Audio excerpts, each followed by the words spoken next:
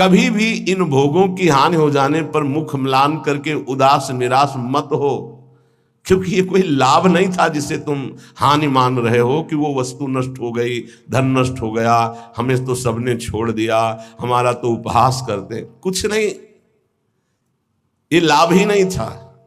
यदि नाम जप कर रहे हो तो भगवान तुम्हारे हैं, तो तुम्हें शोक कैसे आ सकता है?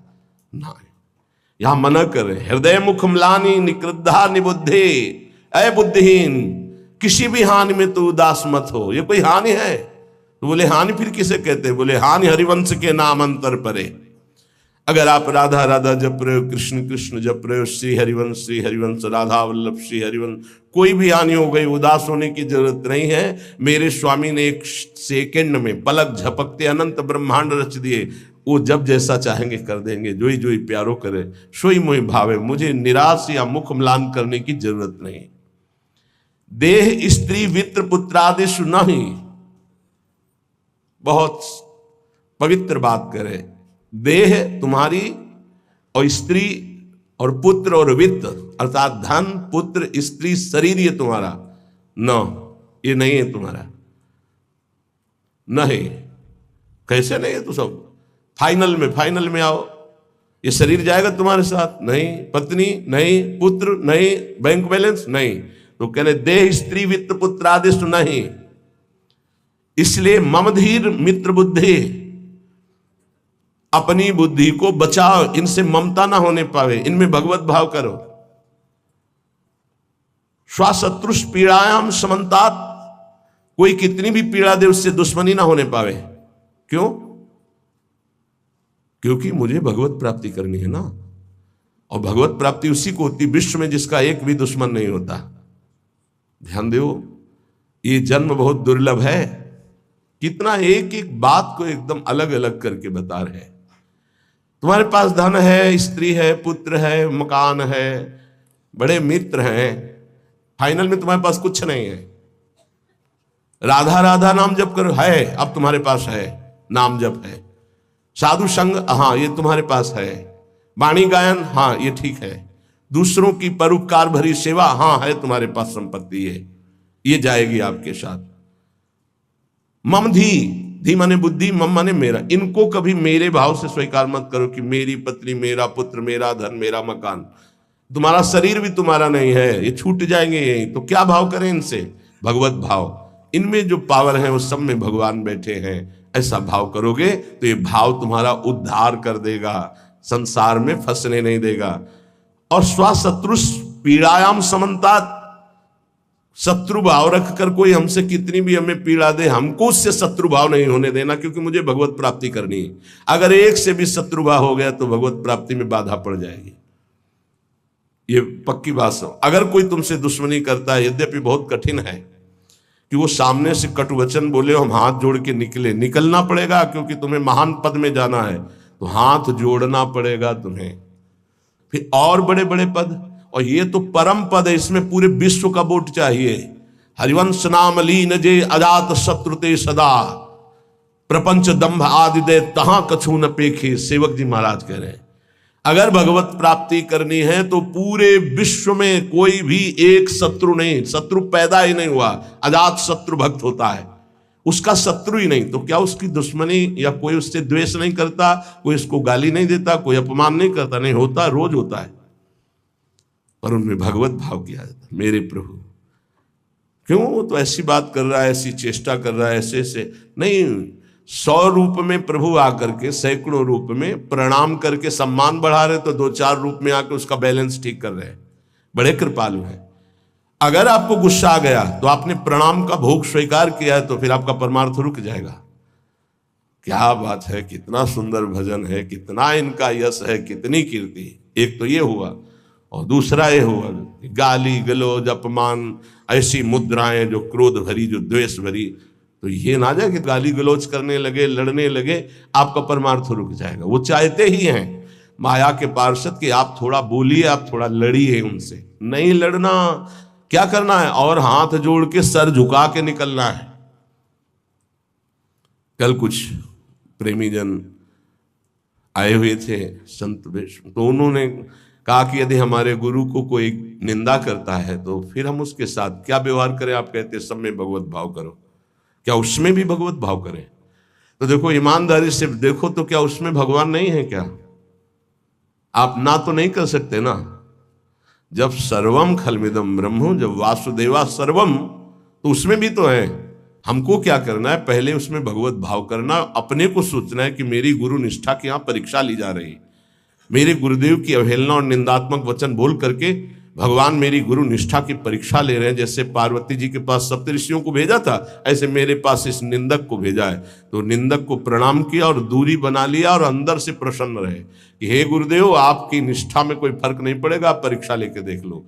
वो गुरुदेव का भेजा हुआ परीक्षक है हमारा, वो गुरुदेव का निंदक नहीं है। जैसे सप्तऋषियों को महादेव जी ने भेजा पार्वती जी के पास, अरे मुंडों की माला धारण करते हैं, चिता की भस्म लगाते हैं, इसके लिए तुम तपस्या कर रहे हो? ना उनके घर है ना द्वार है, बरगद के पेड़ के नीचे रहते हैं, अरे उदासीन रहते हैं। ऐसे दूल्हे की क्या जरूरत? दूल्हा दिलाए हम वैकुंठनाथ, जहाँ बड़े बड़े पार्षद भगवान की सेवा में लगे हुए लक्ष्मी जी चरण चाप रहे। पार्वती जी को गुस्सा आया था क्या? नहीं, उन्होंने कहा कि आप बढ़िया उपदेश कर रहे हैं, माना कि महादेव अवगुण भवन, माना आपकी बात, विष्णु सकल गुण खान, ये भी माना, लेकिन जाकर मन जैसन रमे ते ही सन, हमने तो वर्ण कर लिया है भगवान शिव को, कोटि जन्म लगर हमारी बरों शंभुनता रहो को। क्या निष्ठा माता जी ने प्रकट की। मैंने तो वर्ण, आप जो कह रहे हो ठीक है, ऐसे ही होना चाहिए गुरु निष्ठा कि आप जो कह रहे हो आपकी बुद्धि, मेरे तो परब्रह्म है अंदर, उससे बोलना नहीं, अंदर मेरे तो परब्रह्म परमात्मा है। फिर हम ना उसकी बात सुनते हैं, ना उसकी तरफ देखते हैं, ना उससे द्वेष करते हैं।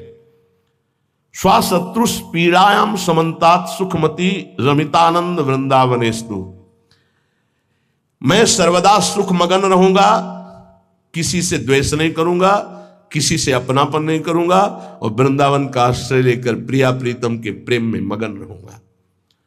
जिसे प्रेम प्राप्ति करनी है, जो श्रीपाद प्रबोधानंद जी कह रहे हैं, एक बहुत बड़े महापुरुष कह रहे हैं कि नंबर 1, ये इस बात सहने के लिए निरंतर नाम जप चाहिए। जो अभी तक आपने सुना, मोक्ष कड़ुआ लगने लगे, समस्त इंद्रियों भोग नरक के समान लगने लगे, समस्त भोगों में विष दिखाई देने लगे कि ये तो पूरे तीनों शरीरों को नष्ट करने वाला है, गंदा करने वाला है, और हृदय से हमारे कि इंद्रियों का जो विलास है ये तो नरक तुल्य है, लेकिन सिद्धियां भी ये माया का जाल है। नहीं चाहिए मुझे कोई सिद्धि, मुझे भगवत प्रेम चाहिए। भगवत प्रेम प्राप्त करने के लिए समस्त संसार की स्त्री शरीरों में जगदम्बा बुद्धि होना अनिवार्य है, और समस्त स्थिर और चेतन जड़ चेतन में भगवत बुद्धि होना अनिवार्य है। अपना शरीर, अपनी पत्नी, अपना पुत्र, अपना धन, अपना मकान, ये अपना नहीं है, अंतिम में छूट जाएगा, ये वैराग्य बुद्धि होना अनिवार्य है। फिर भगवत भाव का प्रादुर्भाव तभी होता है जब पूरे संसार में किसी से भी हमारी दुश्मनी ना हो। अब ये सब कैसे होगा? तो बोले नंबर 1, निरंतर जो नाम जप करता हुआ मालिक से प्रार्थना करता रहता है। मालिक कौन? अपने इष्ट से, कि हे प्रभु मुझे ऐसी सामर्थ्य दो कि कोई भी विषय मुझे परास्त न कर पावे, और पूरे संसार में मेरा किसी से भी द्वेष न हो। अद्वेष्टा सर्वभूतानाम, गीता जी भी कह रही, अद्वेष्टा सर्वभूतानाम, किसी भी भूत प्राणी के प्रति हमारा द्वेष दोष भाव ना हो। पहला, निरंतर नाम जप और प्रभु से प्रार्थना। इसमें लिखा है मालिक से प्रार्थना, अपने स्वामी श्री हरि से, इष्ट से प्रार्थना कि मुझे ऐसी सामर्थ्य। प्रार्थना में बहुत सामर्थ्य है। अरे बहुत सावधानी की जरूरत है। किसी के प्रति जरा सा भी दोष चिंतन, जो भजन जिनका एक तार चलता है, बड़ी बाधा खड़ी हो जाती है। श्री रूप गोस्वामी जी लीला चिंतन कर रहे हैं, उसमें दिखाई दिया कि प्रियाजू पुष्प चयन कर रहे, ये पुष्प, तो लालजू गोदी में उठा लिए, प्रियाजू ऐसे पुष्प का गुच्छा ले रहे, एक हाथ से डाल पकड़े हुए। लालजू ने देखा कि सुरक्षित डाल पकड़े प्रियाजू नजदीक की छोटी कुंज में, तो छोड़ दिया, तो प्रियाजू ऐसे, और लालजू आनंदित हो रहे हैं। तो पूज्य श्री रूप गोस्वामी को भी हंसी आ गई कि लालजू को ऐसा विनोद सूझा इस समय। अत्यंत सुकुमार प्रियाजू डरप रही हैं। फिर लालजू ने अपनी गोद में ले लिया, फिर उनका शमन हुआ। जिस समय वो हंस रहे थे उस समय एक संत जा रहे थे जो लंगड़ा के चलते थे ऐसे ऐसे, और वो ऐसे अर्ध निमीलित नेत्रों में ऐसे हंस रहे थे। उनको दृष्टि गई कि अरे भगवान ने मुझे लंगड़ा बनाया है तो हंस रहे हैं। हम तो समझ रहे थे बहुत बड़े महापुरुष हैं और ये हमारी हंसी कर रहे हैं, ऐसा कैसे हो सकता है। हाँ ना, हमारा प्रारब्ध भोग है ना, हमारा पैर ऐसा है इसलिए हंसी का पात्र में। बड़े अंदर से दुखी हो गए, चले गए, लीला बंद हो गई उनकी। अब आप बताओ, उन्होंने सोचा नहीं, देखा नहीं, वो तो प्रिया प्रीतम को देख रहे थे। बड़े विकल हुए जब लीला बंद हो गई तो फिर पूज्य श्री सनातन गोस्वामी से चर्चा की, क्योंकि दोनों महापुरुष की हमारी लीला बंद हो गई। तो उनका एक ही उपाय वैष्णव अपराध बन गया। वो वैष्णव अपराध, किसी वैष्णव को अभद्र बोले या दुख पहुंचाए, ऐसा संभव ही नहीं। महाप्रभु चैतन्य देव की कृपा से ऐसा संभव ही नहीं है। कैसे ऐसे उनका है तो वैष्णव अपराध। अब ये विचार हुआ कि कैसे जाना जाए, कि किससे अपराध बना, कैसे जाना जाए, जब किया ही नहीं प्रकट में तो जाना कैसे जाए। तो बोले कोई वैष्णव दुखी हो गया है तो वैष्णव सेवा की जाए, आसपास के जितने संत सबको निमंत्रण दिया जाए, पता चल जाएगा, सबकी जूठन पाई जाएगी तो शायद पुनः अपराध कोई हुआ हो जाने अनजाने में तो उसका मार्जन हो जाएगा। ऐसा हुआ, आसपास के सब संतों को निमंत्रण दिया गया। वैष्णव जे भी उनके पास निमंत्रण गया तो नाराज होके बोले, पहले तो उपहास करके हंसी उड़ाते हैं, फिर निमंत्रण देते हैं हमें नहीं जाना।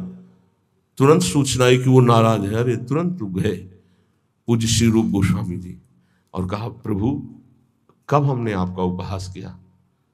तो उनका आप प्रभु प्रभु आप कर रहे हो, उस दिन हम जा रहे थे और जैसे हमारा भगवान ने पैर ऐसा कर दिया है तो झटका मार के चलते हैं तो आप हंस रहे थे। तो उनका मुझे तो याद ही नहीं कि आप कब निकले और हम कब हंसे। तो उन्होंने समय बताया कि अमुक दिन उस समय। अच्छा, तो उनका प्रभु ऐसे बतानी नहीं चाहिए पर आप नाराज हैं इसलिए बता रहा हूं। प्रभु उस समय हम लीला देख रहे थे, प्रियाजू पुष्प चयन करने की, तो लालजू गोद में उठा के वो पूरी घटना बताई और कहा अगर ऐसा भाव में हम हंस रहे तो आप उसी समय निकल रहे होंगे, आपको ऐसा लगा तो प्रभु आपके लिए नहीं था, आप क्षमा कीजिए। वो तो प्रियाला तो चरणों में गिरे जो दूसरे वैष्णव थे और कहा, अरे आप जैसे महापुरुषों के प्रति हमारा दोष भाव बन गया, क्षमा करो। वो राजी, तत्काल लीला प्रारंभ हो गई, तत्काल। अब आप विचार करो, जब दोष नहीं है वैष्णव दुखी हो गए तो लीला रुक गई। फिर अगर केवल स्वीकृति की हाँ ये गलत है, वो गलत कर रहे हैं तो भी हाँ गलत है नहीं, और भगवान की लीला भगवान जाने। नहीं आप बताओ कि ये गलत है कि सही, नहीं तो हम कोई जज है क्या। जिनके सारे हम चल रहे हैं उनके सारे वो चल रहे हैं, उनसे पूछो जाके, चले जाओ राधा राधा राधा। कभी किसी का फाइनल करने के नहीं, तस्मात् शास्त्रम तो तुम्हारा। ये बहुत सूक्ष्म विषय में इसलिए वर्णन किया, बहुत सूक्ष्म विषय है, बहुत सावधान।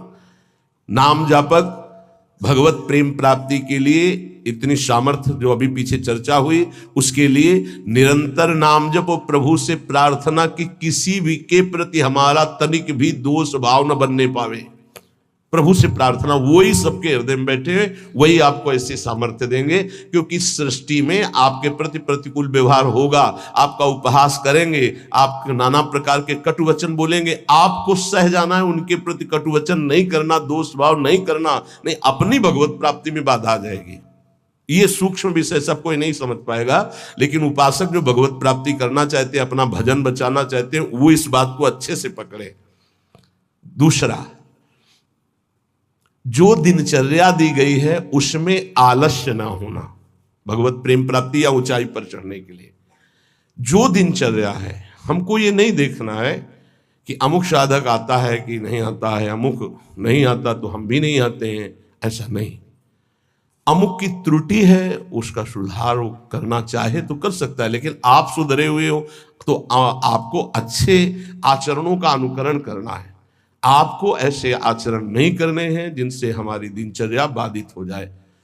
एक चीज और ध्यान रखना है, इसको बहुत विस्तृत रूप से समझा इसलिए रहे कि एक दिनचर्या है जिसके पास सेवा नहीं, गुरु सेवा, और एक दिनचर्या है जो गुरुजनों की सेवा में रहते हैं, उनसे हो सकता है जो भागवतिक दिनचर्या का आदेश दिया गया है वो ना हो, तो उनको असंतुष्ट नहीं होना, क्योंकि वो गुरु सेवा में है। सारी दिनचर्या का फल जो है वो गुरु प्रसन्नता है। तो अगर वो गुरु सेवा में, जैसे हमारी श्री जी की भोग सेवा में है, अब प्रातः बाल भोग से लेकर के शयन तक कितने भोग श्री जी को लगते हैं, अब उनमें उनको हो कि हमारी दिनचर्या तो नहीं। अब जैसे जो और हैं सेवा में हैं बहुत से, कोई किसी सेवा में कोई किसी सेवा में, अब उनकी दिनचर्या वो माला लेके नहीं बैठेंगे, थोड़ी थोड़ी देर में जो दिनचर्याएं हैं जो सेवाएं हैं, तो उनको इस बात का पश्चाताप नहीं करना कि मेरी दिनचर्या नहीं चल रही। वो तुम्हारी दिनचर्या गुरु प्रसन्नता के अंतर्गत है, उसमें नहीं सोच, और ये नहीं सोचना कि अब हम सेवा कर रहे हैं तो हमारा वो भजन तो हो नहीं रहा जो दूसरे माला से कर रहे हैं, तो पता नहीं मेरी गति क्या होगी, ये नहीं सोच। गुरु सेवा का एक प्रताप है, ये भी ध्यान रखना। जैसे मान लो कोई शरीर के वस्त्र धो रहा है, कोई ऐसी सेवाएं कर रहा है, वो नाना प्रकार की सेवाएं हैं जिनमें उनको समय ही नहीं मिल रहा कि वो बैठ करके पद गायन करे, वो 11 माला 41 माला वो संख्या पूरी करे। अच्छा, सेवाओं में लगा है तो उसका मन लगा है, अब उसका मन कहाँ लगा है, ये वस्त्र गुरु जी का है, ये गुरु जी के लिए जल है, ये उसका चिंतन हो रहा। ध्यान मूलम गुरु मूर्ति, पूजा मूलम गुरु पदम, मंत्र मूलम गुरु वाक्य, मोक्ष मूलम गुरु कृपा। क्योंकि कई साधक ऐसे जो फिर उनको पश्चाताप होगा कि दिनचर्या में बाधा पड़ रही हमारी, तो दिनचर्या की चर्चा हुई थी नहीं। जिनको सेवा मिली हुई है उन, एक बार भगवान शंकराचार्य जी से कई शिष्यों ने कहा कि एक ये ब्रह्म सूत्र है, इसकी व्याख्या सुनना चाहते हैं। तो उनकी शरीर सेवा में स्नान के बाद जो वस्त्र लंगोटी आदि प्रक्षालन करना है वो त्रोटकाचार्य जी रहते थे। तो उन्होंने कहा त्रोटक को आ जाने दीजिए। तो उन्होंने कहा प्रभु वो तो कभी व्याकरण नहीं पढ़े, कभी शास्त्र जब गायन स्वाध्याय होता है तो कभी बैठते नहीं हो, तो शरीर सेवा में ही लगे रहते। मतलब ज्ञान की चर्चा थी ना, तो शरीर को, गुरु के शरीर को वो साधारण शरीर समझ रहे थे। उनका अच्छा ऐसी बात है, आ जाने दो उसको। जब आ गए तो बोले खड़े हो, इस ब्रह्म सूत्र की व्याख्या करके बताओ। तो जो पढ़ने लिखने से नहीं आता गुरु कृपा से आता है। तत्काल संस्कृत का प्रादुर्भाव हुआ और वैदिक सिद्धांतों का प्रवचन, सब दंग रह गए। तो उनका गुरु की लंगोटी ढोने वाले को साधारण समझते हो क्या? साधारण नहीं होता गुरु की लंगोटी धोने वाला, वस्त्र धोने वाला। असाधारण कृपा से सौभाग्य मिलता है, असाधारण कृपा से। तो जिनकी जो दिनचर्या ऐसी है कि उनको फुर्सत ही नहीं है, तो उनको कभी नहीं सोचना कि इतने बजे इतने बजे इतने, उनकी दिनचर्या है। तो ये चीजें ध्यान रखना है उपासक को। प्रमाद में हमें दिनचर्या में बाधा नहीं पहुंचानी, प्रमाद युक्त हमारी दिनचर्या नहीं होनी चाहिए। यदि गुरु सेवा, इष्ट सेवा में हमारी जो गुरु की अन्य साधकों के प्रति बताई हुई दिनचर्या उसमें बाधा पड़ती है तो वो बाधा नहीं मानी जाएगी आपकी। दूसरा जो अभी वर्णन किया, गुरु प्रदत्त दिनचर्या में बाधा नहीं होनी चाहिए। बहुत बड़ी चीज है गुरु प्रदत्त दिनचर्या, बहुत बड़ी वस्तु है, बहुत बड़ी वस्तु। गुरु सेवा मिल गई तो लाडली जो अधीन हो गई पक्का। तीसरा, कुसंग से दूर रहना, ये बहुत जरूरी है, बहुत जरूरी है। रावण लंका में रहता था, लंका समुद्र के किनारे थी, समुद्र निर्दोष था, पर ऐसे दोषी का संग समीपता होने के कारण समुद्र को बांध लिया गया, समुद्र बांधा गया। जिसकी मर्यादा अपार है उसे मर्यादा पुरुषोत्तम ने बांध दिया। किस लिए बांधा गया था? क्योंकि रावण का पड़ोसी था। रावण का पड़ोसी होने के कारण समुद्र को बांध दिया गया। जो रही उत्तम प्रकृति का कर सकत कुसंग, चंदन विश्व व्यापत नहीं लपटे रहत भुजंग। अच्छा, जब कोई गलत करता है तो वो चार से थोड़ी कहता है कि मैं गलत करता हूं, नहीं, वो सही और कुबुद्धि को वो ही सही दिखाई देता है, गलत सही दिखाई देता है और वो परमार्थ से भ्रष्ट हो जाता है।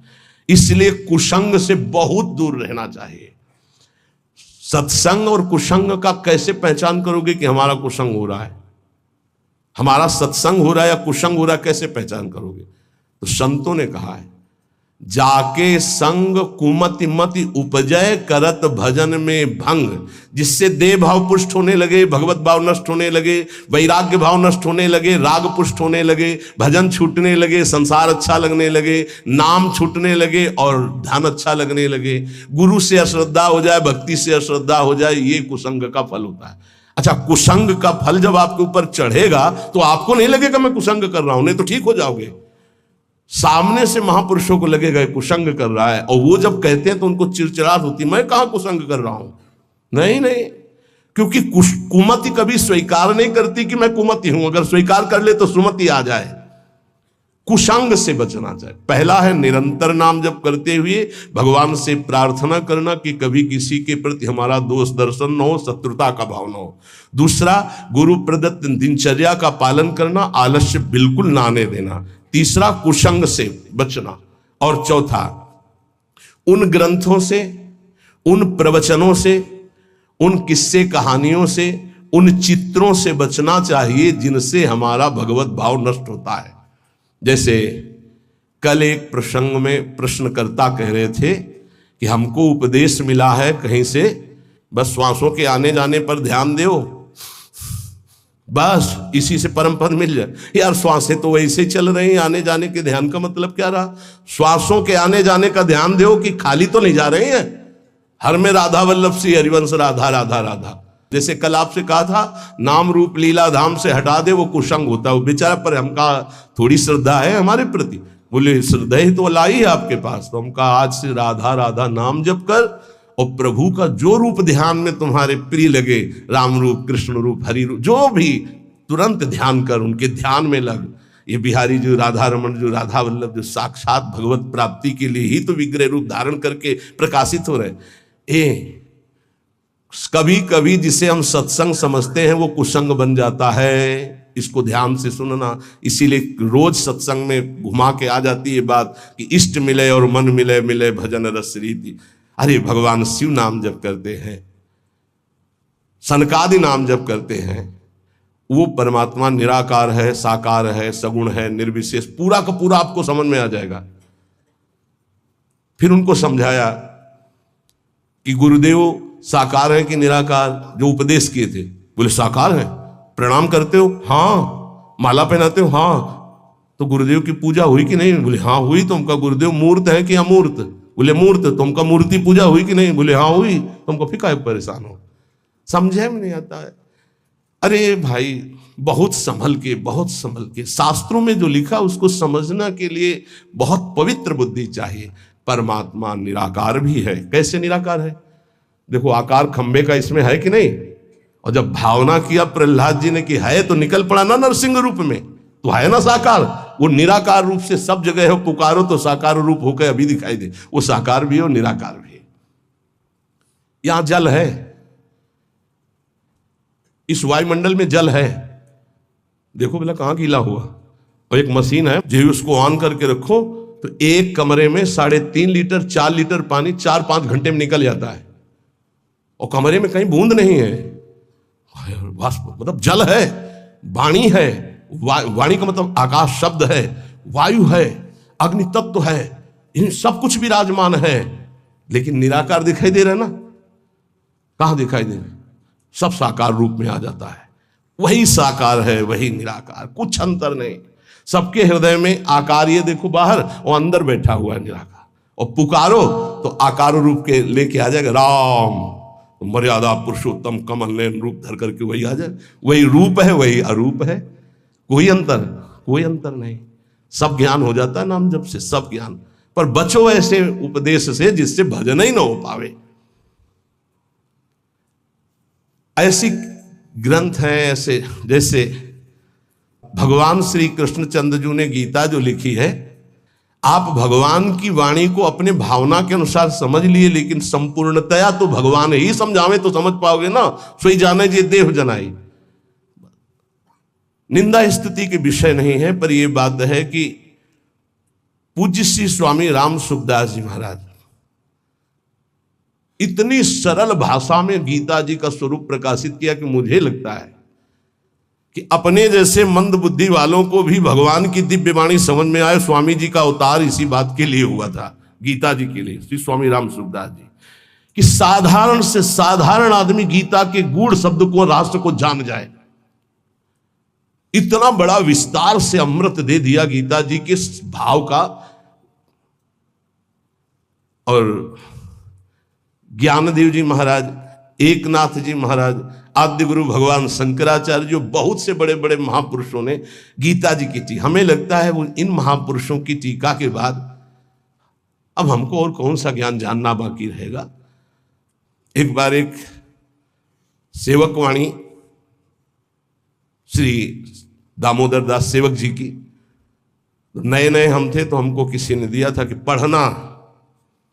महाराज जी को हमारा ये काम था, गुरु जी से जांच करवाए बिना हम किसी, क्योंकि पता है कि जिस विषय के हमें तो हमारे प्रमाण लगे, तो उनका महाराज जी वाणी जी प्राप्त हुई, वो किसी और। महाराज जी ने जो देखा ऐसे वाणी ली, तब किसी की भी लिखी हुई ऐसे लो, और तुरंत ऐसे फूल में लपेटा, बोले जाओ यमुना जी पधरा के आओ। और फिर ये वाणी आजीवन के लिए वो बस्ता में बंदी, लेकिन यही ये टीका जो लिखी हुई है ये पास गुरुदेव से, इसलिए हम जितने भी साधक अपने, हमारे गुरुदेव ने जो पास किया है अर्थ, ये पूज्य श्री आचार्य चरण का, बस कोई भी हो गुरु से जो पास, बस वही। तो ये ध्यान रखना कि महापुरुषों ने जो टीका की है वो ऐसे अर्थ नहीं लिखा है। गुरुजनों की दृष्टि बहुत पैनी होती है, अपने बच्चे को कैसे बचाते हैं। ये उन ग्रंथों का अर्थ नहीं पढ़ना जिनको ब्रह्म प्राप्त, भगवत प्रेम प्राप्त महापुरुष प्रमाणित नहीं करते, उन ग्रंथों को नहीं पढ़ना बहुत ही भटकाव है। आपको सच्ची बता दें, वाणी जी को अपने अनुकूल करके अर्थ किया जाता है। वो महापुरुष जो क्षमता को प्राप्त है, चाहे गीता हो चाहे भागवत हो, हमारा किसी से अपनेपन वाला बात की बात नहीं कह रहा हूं। आज तक पूज्य श्री हनुमान प्रसाद पोद्दार जी महाराज के संपादन के किए हुए वाणी ग्रंथ में एक शब्द पर कभी संशय नहीं हुआ। आज तक पूज्यपाद उड़िया बाबा के उपदेश में कभी एक शब्द पर संशय नहीं हुआ। पूज्य श्री स्वामी राम सुखदास जी महाराज के एक शब्द पर संशय नहीं हुआ। जैसे पूज्य स्वामी जी का एक छोटी सी पत्रिका निकली थी ग्रंथ में, गुरु के बिना मुक्ति, स्वामी जी ने जो कहा उसके अंतर की बात समझ लो। स्वामी जी ने के पास इतनी शिकायतें पहुंची, रोना धोना और बड़ा विचित्र कोटि का। उस समय जिनके प्रति शिकायत हुई थी, तब स्वामी जी ने सभा में कहा था कि तुम जो सुन रहे हो, ये जगत गुरु श्री कृष्ण की वाणी सुन रहे हो, इसको मानो, इसी से तुम्हें परम पद मिल जाएगा। ऐसे बनाने की जरूरत नहीं है जहां ऐसे शिकायतें आ रही। स्वामी जी किस लक्ष्य को लेकर बोले थे? स्वामी जी किसी संप्रदायवाद को नहीं काटे, स्वामी जी किसी गुरु परंपरा को नहीं काटे। स्वामी जी के शब्द थे उस बनावटीपन के लिए, जो बनावटीपन से ठगा जा रहा है, लोगों के जो चित्तों की श्रद्धाओं का मर्दन किया जा रहा था। जब स्वामी जी के पास शिकायतें पहुंची, तब स्वामी जी ने वो बात कही कि ये जगत गुरु की वाणी है गीता जी, इसको सुनो, स्वीकार करो, जाओ, परम कल्याण ना हो जाए तो बताना, गुरु के बिना मुक्ति। गुरु बनाने की जरूरत नहीं, वचन सुनो, मानो और जाओ। कोई एक शब्द में उसको घसीटो मत इधर उधर, सीधे जिस प्रसंग से महापुरुष बोले उस बात को समझना। तो हमको ऐसे ग्रंथ नहीं पढ़ने, ऐसी किताबें, ऐसे शास्त्रों की व्याख्या, ऐसे किस्सा कहानियां, ऐसे दृश्य, ऐसे चित्र, ये सब ना देखे जो भजन में बहुत बाधक है। पांचवा, किसी भी बहाने से जिसमें महिलाएं नृत्य करती हो वो दृश्य न देखे। भले कीर्तन हो रहा है, भजन हो रहा है, लेकिन जिसमें माताएं बहनें नृत्य कर रही, बैरागी को देखने की जरूरत नहीं है। फिर और नौटंकी तमाशा और सीरियल और वेब सीरीज इनकी तो जरूरत नहीं है, बिल्कुल नहीं। कि खाली समय है, हम बड़ा मोबाइल है स्मार्ट, चाहे जितने स्मार्ट बनो, माया से ज्यादा स्मार्ट नहीं हो। वैसी स्मार्ट गिरी में फंसा देगी तुम्हें, ये सारी स्मार्ट गिरी चली जाएगी। बहुत होश में। चेटक, नाटक, नाच, तमाशा, ये सब परमार्थ के लिए बहुत हानिकारक है। किसी बाहरी साधक से पूछा कि मोबाइल में आप बोले बस गेम खेल लेते हैं। अरे यार, गेम खेलना है तो नाम का गेम खेलो, मंत्र का गेम खेलो, हाँ, वाणी जी का पूरा गेम खेलो। क्या शुरू करो उल्टा चतुरासी जी, आज वह देखिए तो प्यारी रंग भरी, छाण दे माननी मान मन धरी, वो नागरता की उल्टा गेम खेलो। अभी देखो आंसू आने लगेंगे तो ये गेम खेलोगे। अगला सूत्र प्रेम प्राप्ति के, अपनी निरख परख स्वयं करते हुए गुरुदेव से जांच करा ले। अपनी अंतर की वृत्तियों को देख ले, जहां को संशय लगे तो जांच करवा ले कि ये वृत्ति सही है या गलत, जैसे बाहरी लोग आके कराते हैं। अब सबे खड़े ना हो जाए वहां जाके कि एकांतिक तुम वहीं से होने लगे। रोज सत्संग में यही तो जांच परख होती कि आप अपनी जांच कर लो। नहीं तो एक बार कहा कि अपनी दिनचर्या बना के आओ, तो इतने कागज आ गए, हम कब तक हम इनको देखेंगे। दिनचर्या जांच, इंद्रियों का जब विषयों के प्रति आक्रमण होता है, एक वेग होता है, एक आकर्षण होता है, एक ऐसा जिसे तुम रोक नहीं सकते, उस समय तुम्हें जरूर संत संग में हो जाना चाहिए। उस समय बुद्धि काम नहीं करेगी। और जिस समय तुम्हारा केवल बुरा चिंतन बन रहा है, ये उस समय की बात है कि आक्रमण हो चुका है, अब तुम बच नहीं सकते। अब इसको संत संग से मिटाओ तुरंत, तुम अकेले नहीं मिटा पाओगे। और अगला जो है वो कह रहे हैं, जब तुम्हारा चिंतन गलत हो रहा है तो नोच के फेंक दो, मिटा दो उस चिंतन को जो गंदा हो रहा है, नहीं तो आगे फिर वही दशा आ जाएगी। एकांत में इंद्रियां और मन साधक के ऊपर शासन करते हैं। उस समय साधक को अपनी इंद्रिय और मन की रखवारी करना है बस। इसलिए एकांत में भजन बहुत जरूरी है। 10वां, जैसे परीक्षार्थी परीक्षा की तैयारी करता है, ऐसे परमार्थी द्वंद्वों की तैयारी कर ले। मान अपमान, निंदा स्तुति, लाभ हानि, सुख दुख, ये आने वाले हैं, तुम्हें समान रहना है। तैयारी करो परीक्षा की। और ये परीक्षा जब होती तब आप समझ नहीं पाते कि आपकी परीक्षा हो रही, और समझने नहीं दिया जाएगा परीक्षा हो रही। कम से कम परीक्षा में तो बताया जाता है कि कल से पेपर शुरू है, सावधान, तैयारी कर लो। अपने यहां परीक्षा बताई ही नहीं जाती, बाहर निकले से शुरू हो गई परीक्षा। अब तुम्हारे दिमाग में नहीं कि परीक्षा है, तो तुम उससे लड़ पड़े, फेल हो गए, नंबर कट गए। बिल्कुल हर समय कभी भी कहीं भी परीक्षा हो रही। ये बहुत बड़े महापुरुष हैं, कह रहे हैं कि जैसे परीक्षार्थी को अपनी परीक्षा की तैयारी करनी होती है, ऐसे परमार्थी को अपनी परीक्षा की तैयारी करनी। क्या? स्तुति, निंदा, मान अपमान, लाभ हानि, शत्रुता, मित्र, ये द्वंद्व आएंगे, आपको उत्तर देना इनका, तभी आपकी द्वंद्वातीत अवस्था आएगी। तैयार रहो, रोने की जरूरत नहीं, उसने हमको ऐसा कह दिया, उसने ऐसा किया, उसने, तैयार रहो, परीक्षा हो रही। और उस समय याद नहीं रहता कि परीक्षा हो रही, और जिसको याद रहता है बच के निकल जाता है। बड़े बड़े महापुरुषों को ये परीक्षा देनी पड़ती है, बड़े बड़े महापुरुषों को, ये मत समझो। हाँ, ये द्वंद्व आएंगे, आपको इनकी परीक्षा देनी, परमार्थी हो। और 11वां, इतना भजन कर लो कि तुम्हारे हृदय में मौत का डर खत्म हो जाए, मृत्यु का डर खत्म हो जाए। 2 प्रकार का डर होता है, एक विचार डर होता है और एक होता है सहज डर। सहज डर सबको होता है। सहज डर जैसे अपने लोग सत्संग में एकदम कोई चीख दे, एकदम ऐसे हो, इसे सहज डर कहते हैं।